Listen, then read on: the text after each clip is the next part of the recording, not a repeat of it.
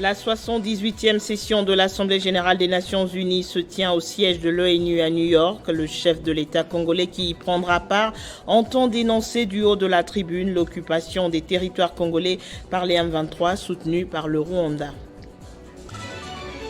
La province du Nord Kivu a un nouveau commandant des opérations militaires. Il s'agit du général-major Chirimwami Nkuba. Il remplace ainsi le général Constant Ndima en qualité de gouverneur militaire intérimaire. Bamako, Ouagadougou et Niamey ont signé ce samedi la charte dite du Liptako-Gourma.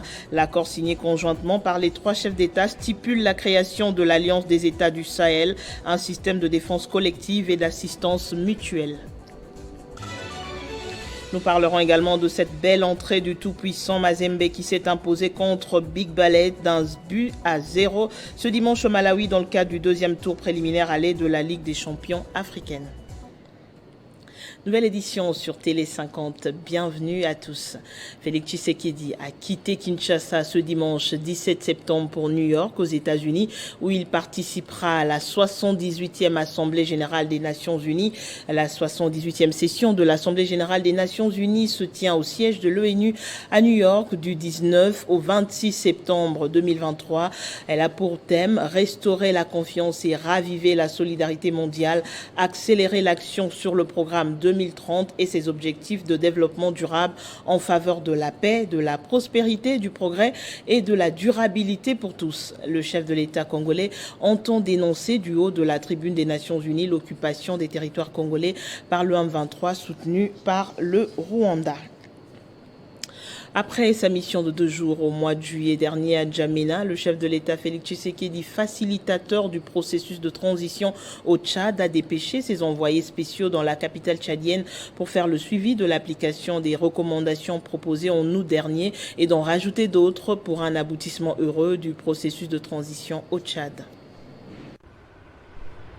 À N'Djamena, les envoyés spéciaux du président congolais Félix Tshisekedi, facilitateur du processus de transition au Tchad, notamment le président de la commission de la CEAC, Gilberto Dapiedade, et le ministre du Tourisme, Maître Didier Mazenga Mukanzu, ont échangé pendant plus d'1 heure avec le Premier ministre tchadien Saleh Kebzabo. Nous avions échangé sur les suivis que nous faisions, sur les recommandations qui ont été déposé par le facilitateur, par notre billet, et aussi ajouter d'autres recommandations. Cela pour permettre de décrisper la situation politique au Tchad, permettre aux Tchadiens de se joindre autour du processus de transition mis en place. Après la période de transition, les élections générales sont prévues en 2024 au Tchad. Lors de sa désignation en octobre 2022 par la CEAC comme facilitateur du processus de transition au Tchad, Félix Tshisekedi s'est engagé à ne ménager aucun effort pour remplir sa mission et à œuvrer pour la paix dans la région.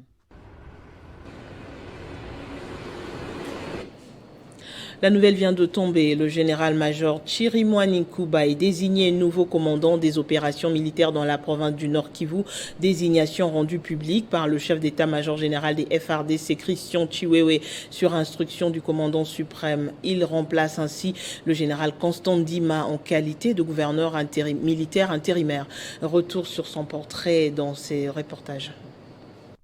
Il s'appelle Général-Major Chirimwami Nkuba Peter, le nouveau commandant des opérations et gouverneur militaire à l'intérim de la province du Nord Kivu. Le général-major Peter Chirimwami est un officier général de FARDC, reconnu par son patriotisme et son dévouement au métier des arts au service de la nation. Chirimwami Peter a un parcours élogieux au sein de l'armée régulière et a été officier de renseignement aux côtés du feu lieutenant-général Baouma lors des opérations Pomme Orange contre le M23 en 2013. Téné, le nouveau gouverneur militaire du Nord Kivu, a été commandant des opérations militaires successivement au secteur opérationnel Sokola 1 et 2 à Beni contre les EDF et à Goma contre les terroristes dit M23. Le général-major Peter Chirimwami est diplômé de stratégie et de défense au Collège des hautes études des stratégies et défense. Le nouveau patron des opérations militaires et gouverneur du Nord Kivu a également assumé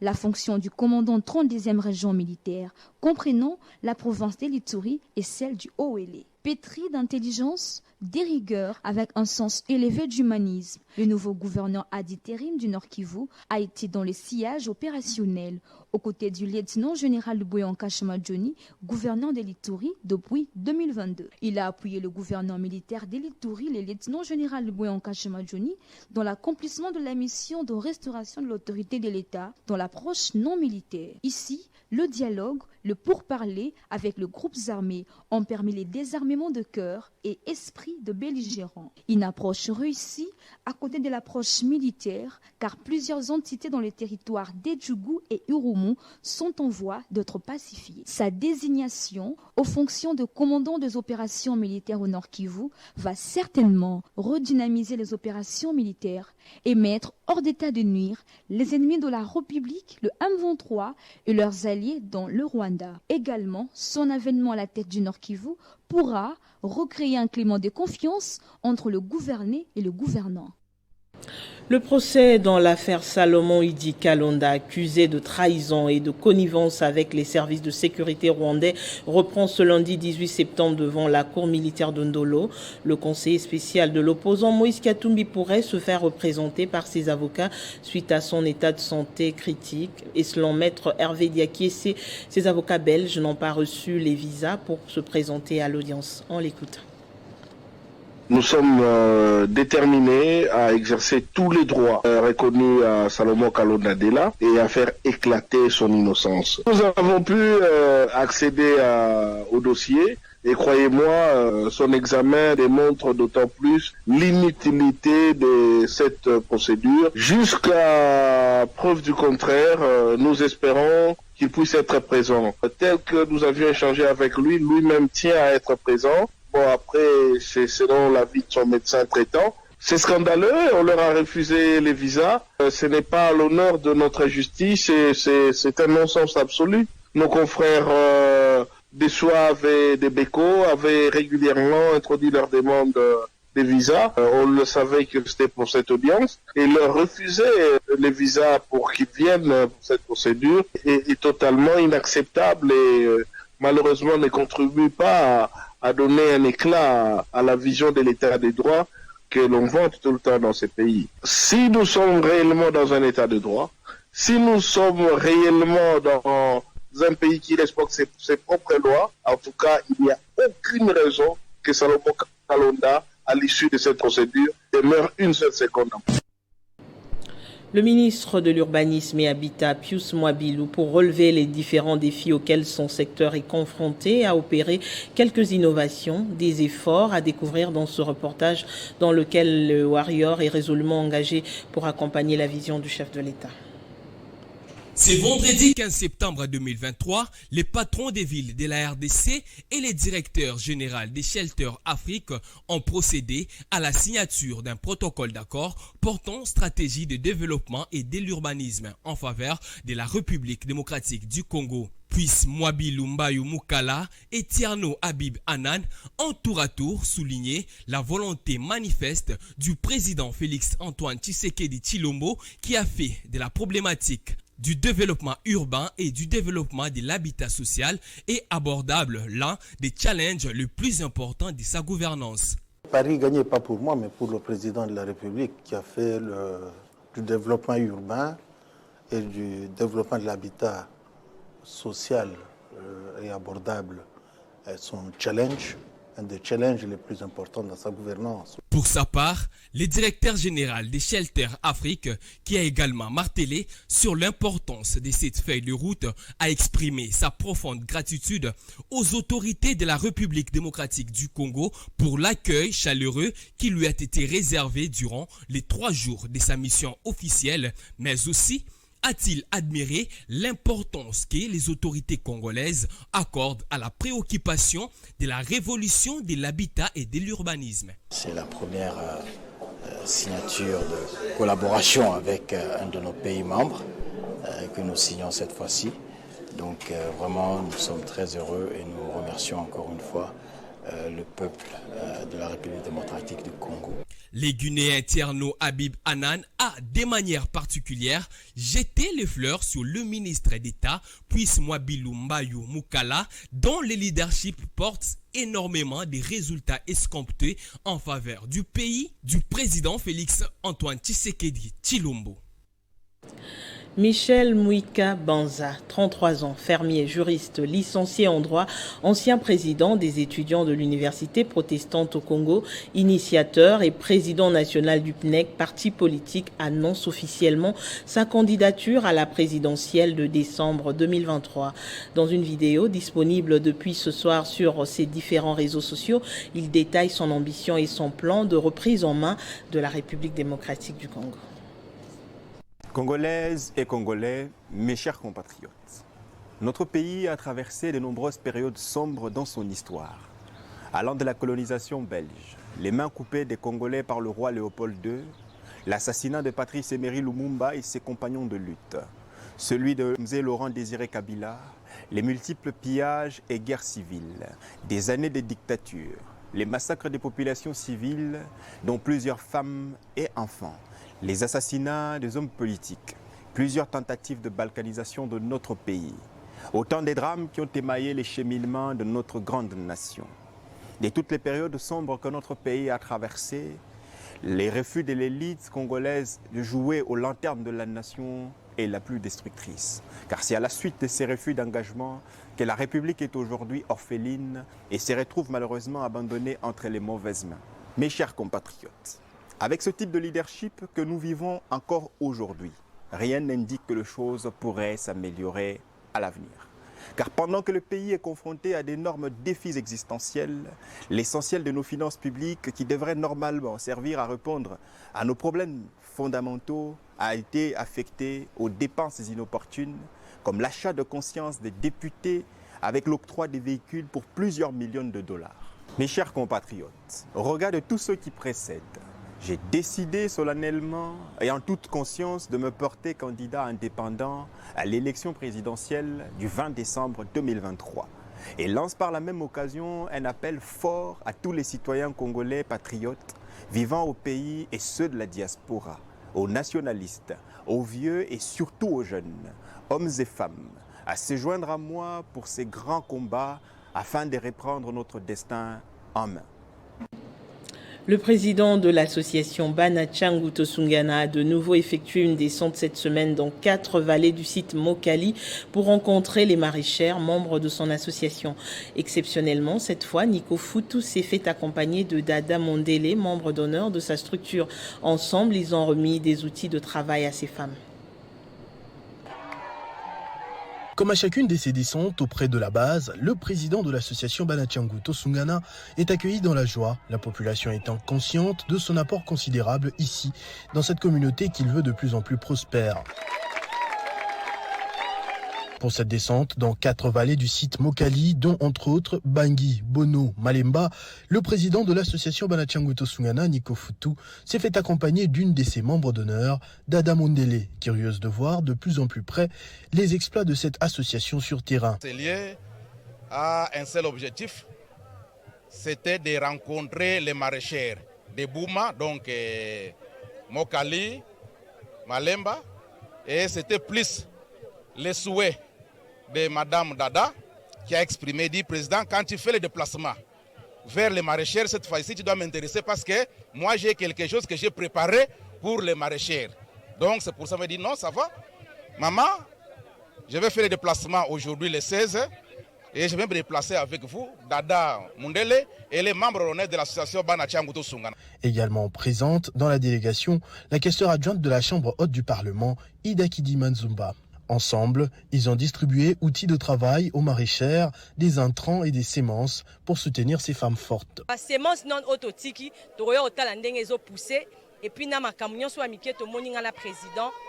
On va s'arranger pour la suite. C'était à la cité Mamonamboa, dans la commune de Kimbanseke, où ils ont également remis aux maraîchères des enveloppes avec des sommes en nature.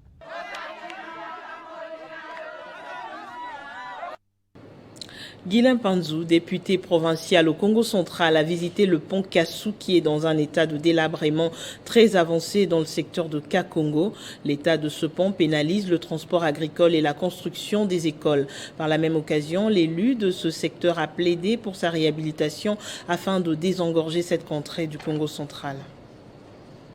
Les délabrements du pont Kassou dans les secteurs des Kakongo n'a pas laissé indifférent l'élu provincial de Lukala, Panzou Tchassamangovo Gulin, qui ne cesse de défendre les intérêts de sa circonscription électorale. Bien qu'abandonné à son triste sort par les autorités, Gulin Panzou ne fait que lancer des cris d'alarme au nom de la population de cette contrée qui ne veut que la réhabilitation de ces ponts qui désenclavent pratiquement tous ces milieux.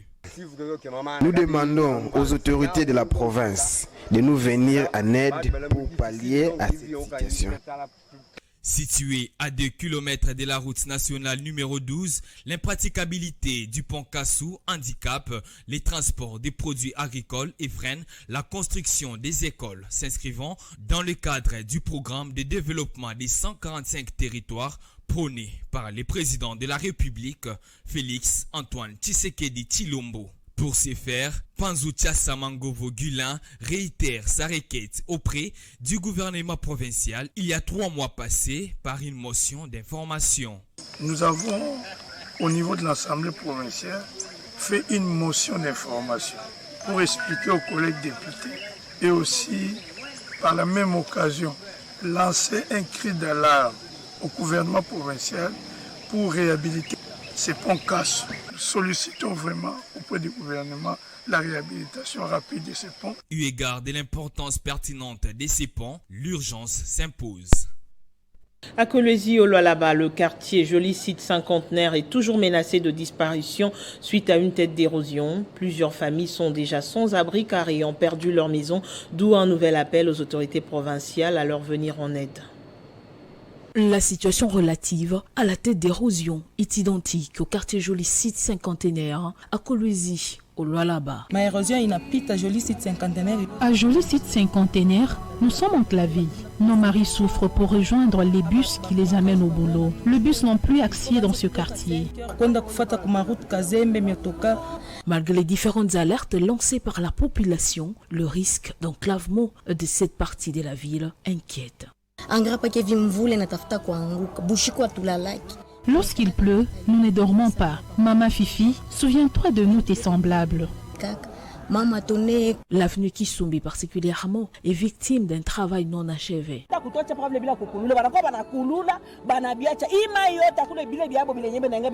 Ils ont lancé de travaux sur ces avenues et ils ne l'ont pas fini. Il fallait qu'ils ne les fassent pas carrément, alors qu'ils arrangent là où il y a leurs intérêts. Ça, c'est quelle façon de faire?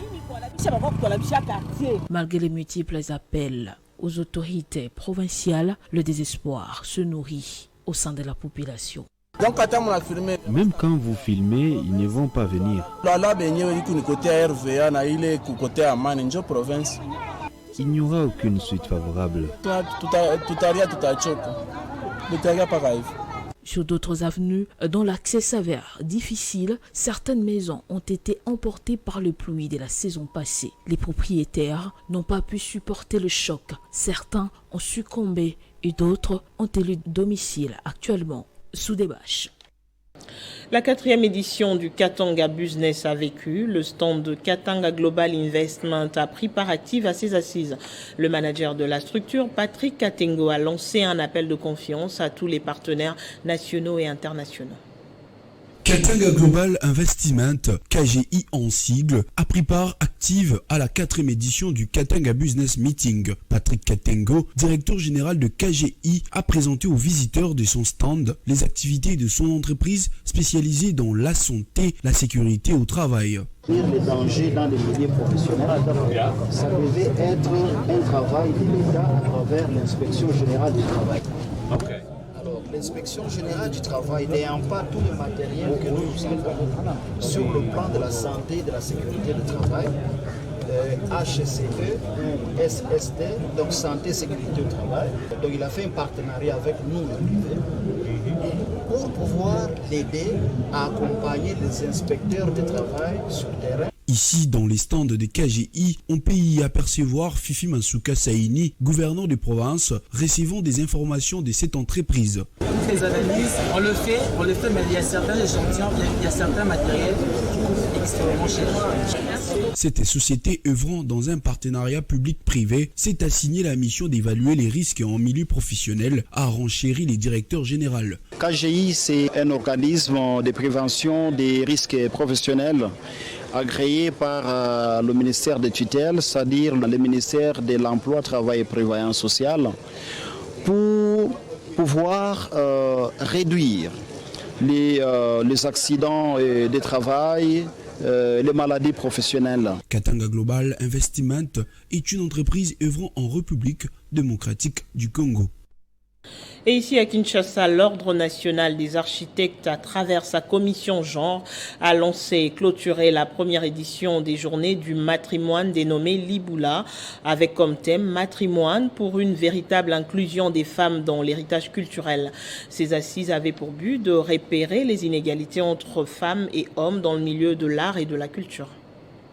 Ces journées du matrimoine dénommées Libula ont mis non seulement en exergue l'héritage matrimonial congolais historique, architectural, sculptural, urbanistique, social, mais ont été aussi une occasion de découvrir le patrimoine actuel artistique, politique et féministe. Francine Simbi, deuxième vice-présidente de l'Ordre national des architectes, revient sur les objectifs de cette journée. Les journées matrimoine qui avaient pour objectif de mettre en lumière les œuvres féminines, mais aussi l'héritage que la femme peut transmettre à travers son travail et son expertise. Mais aussi, nous avons voulu faire ressortir les talents qu'il y a dans la jeune fille qui est encore étudiante au niveau de l'université à travers un concours, parce qu'il y a des femmes qui font aussi du bon travail et il fallait mettre la lumière sur toutes ces œuvres-là. Les participants ont traité des dynamiques et des enjeux de diversité culturelle à travers notamment les échanges culturels. Des journées initiées par les femmes architectes avec le concours de culture et de développement. Joséphine Chibouaboua, présidente de la commission genre de l'ONA, insiste sur l'héritage des œuvres féminines. Les femmes ne doivent pas se considérer comme des gens qui sont mis en deuxième plan. Les femmes doivent s'élever et aussi avec leurs œuvres. Ces travaux de 2 jours visaient à proposer une réflexion sur l'héritage légué par la femme, le matrimoine.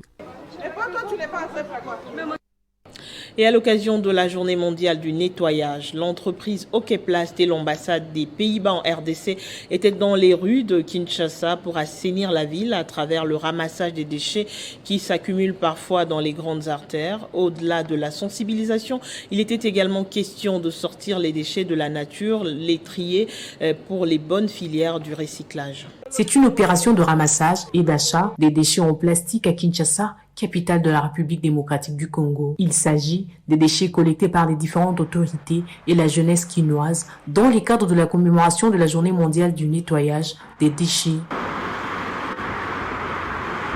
Après avoir parcouru la grande artère Soussimat jusqu'à la gare centrale, en longeant le boulevard du 30 juin, le cortège a pris la route de la commune de Kinseso. Parmi les participants, on retrouve les cadres de l'entreprise Kintoko, des journalistes, l'ambassadeur des Pays-Bas, le secrétaire général à l'environnement, quelques bourgmestres notamment, ceux de la commune de La Gombe, Limete, Kinseso, Ngaba et Massina.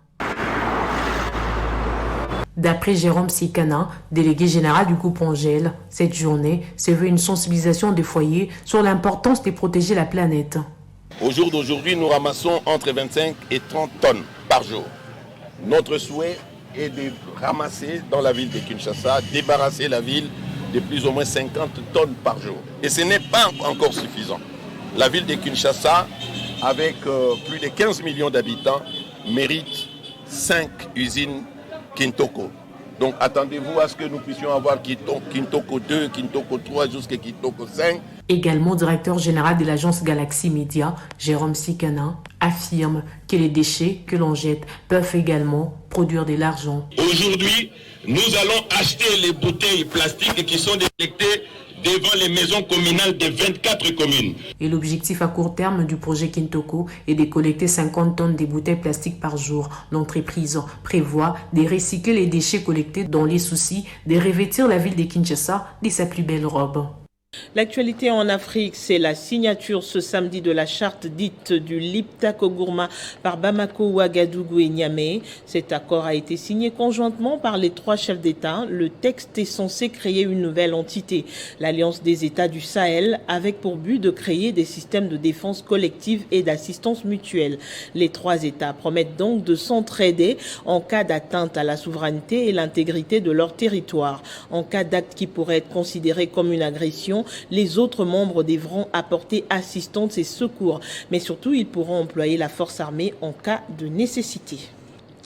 En sport, le tout-puissant Mazembe s'est imposé contre Big Ballet d'1-0 ce dimanche à Lilongwe au Malawi dans le cadre du 2e tour préliminaire aller de la Ligue des champions africaine. Au sortir d'un été marqué par un profond renouvellement d'effectifs et fort d'un début de championnat réussi avec 3 victoires, les Corbeaux de Lubumbashi ont pris les devants d'entrée de jeu sur une réalisation de l'attaquant malien Cheikh Oumar Abdallah Fofana d'une belle frappe dès la 6e minute. Un match nul suffira donc aux hommes de Lamine Diaye pour terminer le travail dans 15 jours à domicile et ainsi acter la qualification en phase de groupe. On en vient au rappel des principaux titres. La 78e session de l'Assemblée générale des Nations unies se tient au siège de l'ONU à New York.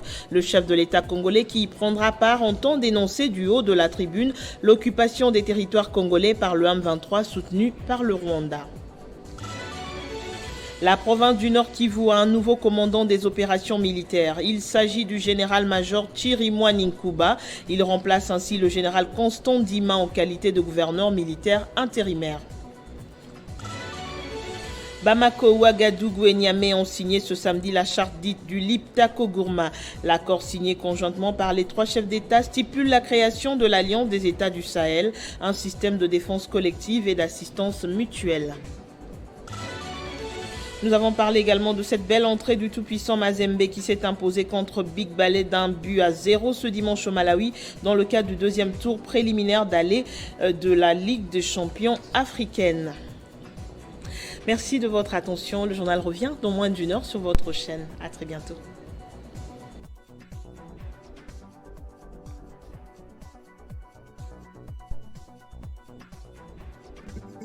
Retrouvez toute l'actualité en continu sur www.tele50.cd.